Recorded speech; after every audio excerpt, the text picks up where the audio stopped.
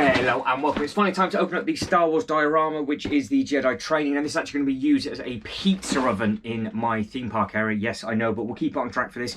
So what we'll do, we'll get this open as per normal. We'll have a look at the instruction booklet and everything else like that. This is the first diorama I've actually ever opened for the Star Wars, but I have just done the Indiana Jones. It'll be very, very interesting to see what the comparison's like of the two. But as per normal, we'll get you down, tip you over, and then we'll see all of the bits and pieces that are on the inside. We've got a big chunk instruction booklet, you've got a couple of different face plates, how many bags are there? There is a lot going on with this one, but as normal, we'll take a look at the box artwork first. So this is Lego set number 75330. It's in the 18+ range. It's 1,000 pieces in total. You can see it's just their bog standard black artwork now that they're using for the 18+ on the front. You can see you've got the Star Wars logo up at the top, and again at the bottom, and obviously you've got the Disney licensing.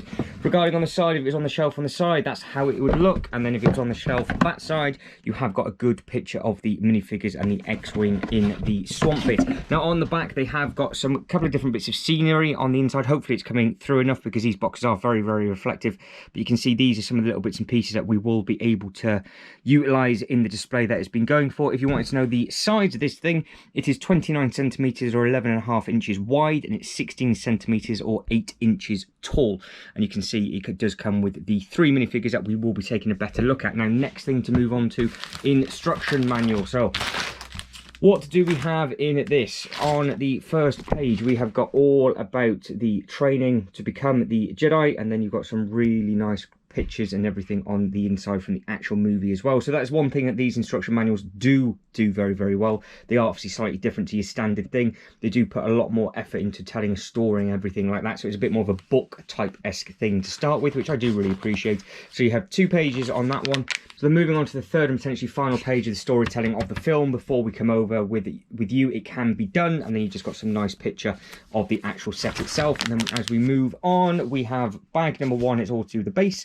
Bag number 2 looks like it's just then adding in the little bit of colours. Bag number 3 looks like it's all going to be the green, which is all of that. So that is bag number 3. So there's going to be plenty of those to add in. Moving on to bag number 4, that's where you start to build the actual hut itself. Then you've got the trees, and then you've got the roof. So that's going to be a perfect pizza oven for my theme park display. Now, as we come in, have we got any of the other dioramas that were available when this came out? Sometimes they put them in, sometimes they don't. By the looks of it, no. So we finish adding in on step what will be 182 by the looks of it, and we add in the little wing into the swamp, and that's on page 171, and then the final snake gets added in step 183, page 172. And then as we come over to the side, you've just got the bricks and nothing else, which is always a shame because there is obviously 2 other dioramas that came out with this, so it would have been nice to see the set numbers and everything like that. But bag wise, you can see there's just 1 bag of each, and there does not look to be a sticker sheet at all, and we've got a couple of these things as well, and that is all built and done. There's some surprising amount of detail on this one, to be honest. There's some nice bits and pieces dotted all the way around. You can see if we go straight into this bit just here, you've got a really nice little thing to make up one of the lights. I think that's a really, really nice touch. And you've got this bit just on the outside. Then you've got the bit here where you can see Luke is in the process of training. Then you actually can see just the size of how teeny tiny Yoda's hat actually is, and then you have got the R2-D2 as well. But what I'll do is I'll pull the figures out. We'll give it a spin round just so you can see all of the detail around the outside. So you can see you've got the little bit of smoke and everything just coming from, or steam shall we say, from that side. You can, if you want to, there or thereabouts, get a minifigure on the inside. So Luke will stand up in there if you wanted to get a photo, but he will have to sit down if you want to go any further back than that. But you can see just up the top where you got the lightsaber up there, just as a little bit of an Easter egg.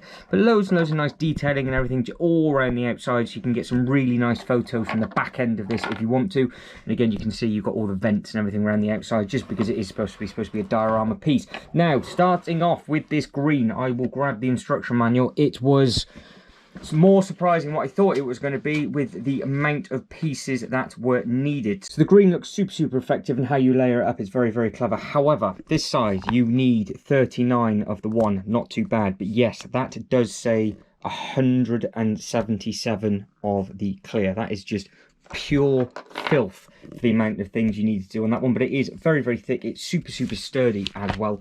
So if we come through again and check it out from the back, I've got confidence that nothing is going to fall off, so that's absolutely fine, and that's giving that a very, very good shake, and it's going to drop. That's sturdy as anything. This you can pivot and get into the slight angle that you want to. If you wanted to get this for different photo opportunities, you could just layer these slightly different and twist that round ever so slightly more if you wanted to.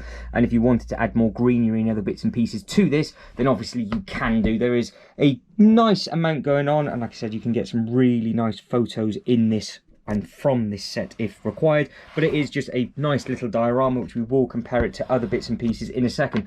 But we'll start off with this one, which was the closest. Yes, absolutely filthy, lovely print on this one. It's the first one I've actually had in hand where he has all the muck and everything on, and again, it's just nice and simple because his head just pops off. And you've got nice printing all across the side, nothing on his legs, but you've got all the buttons and all the other little bits and pieces on that one. So that one's nice and simple, nice and easy. Now with the Luke, he has the straining face or the... So he has the straining face or he has the falling asleep, and he's just in his vest on the front, and obviously you can see just all the creases and the little bit of dirt and everything on the back. And he does just have his tan trousers, which have no print on the back, but on the front you've got all the pocket bits and the nice bit of belt and everything else on there. So he's got a little bit of a trouser print, but it sort of blends in absolutely fine, and obviously with where he's at and for the type of photos and things that you want to get with him, I think the figure works absolutely fine. And then I do believe this is a lot of people's favourite head print for Yoda, so we plonk his head off and have a look at that in a second. But his torso print is really nice. It's really clean and crisp, and you've got some nice detail across the necklace and across the belt buckle, and obviously just on the actual blazer type thing as well. And again, on the back you've got the belt and you've got all the little overhangs. So there, for example, you can see there's a little bit of fabric overhanging the belt, which is nice. Obviously teeny tiny little legs, so they've used a children's legs which don't have any bend to it whatsoever. And then his head is just one big headpiece. So if I plonk that one down, and then you can see just his nice ears, and he's got the crinkliness in his top of his head. And then you spin it around, he's got the hair on the back. And again, they look very effective, and it's simple enough just to put them into posing positions. You can obviously change and pick and choose wherever it is you want these things to stand and go. With regards to this one, there's not too many places where he can stand, but obviously out the side you can do whatever. You can have him jumping around on the wing. So we do a bit of comparison stuff now. If you throw this on a 32 by 32 base plate, you can just see it overhangs ever so slightly by maybe 2-3 studs just on that side there. So we are 2 studs over, say 3 studs to be safe.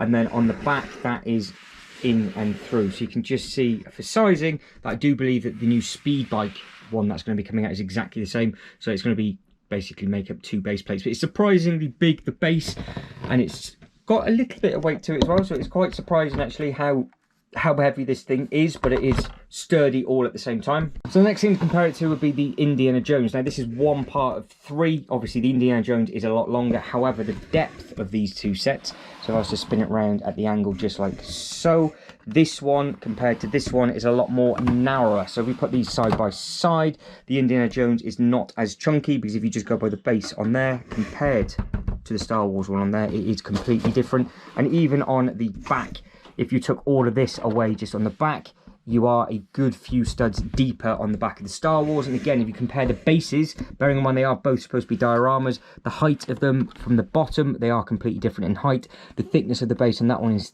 thin, and then you build up with the bricks, whereas this is all integrated within. That's how you get that effect. And then you've got the surround on this one. And the next thing, obviously, again, the completely difference of the 2 bits is the he goes absolutely flying. This has a lot of play features on, whereas this one is very much a case of pose your photos, pose your figures to take your photo. So you've got lots of differences between the 2, and the price difference isn't massive between the 2 either. But guys, that is it. I am done. I'm currently getting attacked by one of the cats. That is one of the feet that you can see. So as Rocky moves out the way. So overall, for the price that I paid for it, I'm happy with it, just because I actually managed to get it into a sale. Would I pay full price for it? No. But I am very surprised, as we not really hungry, that's why he's now devouring everything. I am surprised actually at how big this base plate is. It definitely is over a 32 by 32 in length, but it isn't quite got the depth. You've got to bear in mind that this one is the biggest of the 3 that came out in the original 3 sets. The trash compactor is slightly narrower than this, and it's obviously slightly smaller as well. Thank you. And the other one, which is the Run, is obviously a little bit smaller again. So you've got to bear in mind these when you get all of them. With the new ones coming out as well, just make sure that you've got the shelf space, and obviously keep your eyes peeled with regards to if they go into any of the sales or anything like that. But with this one, you can definitely get some nice photos. You can definitely do some bits and pieces with it. The minifigures, I think, are very, very good. They do look nice that come with them. I'm sure if you're much more of a bigger Star Wars fan than me, you would have your sort of want different bits and pieces with it. Maybe another minifigure for something or something else. But obviously the figures that come with this are just for this scene. If you are a collector of the diorama pieces, let us know in the comments below what your favourite one is to date. But guys, before I get attacked again, that is it. I am done. So if you can like and subscribe and all that good stuff, that'd be absolutely fantastic. But as always, thank you very much for watching. You lot take care, and I'll catch you next one. Ta-da.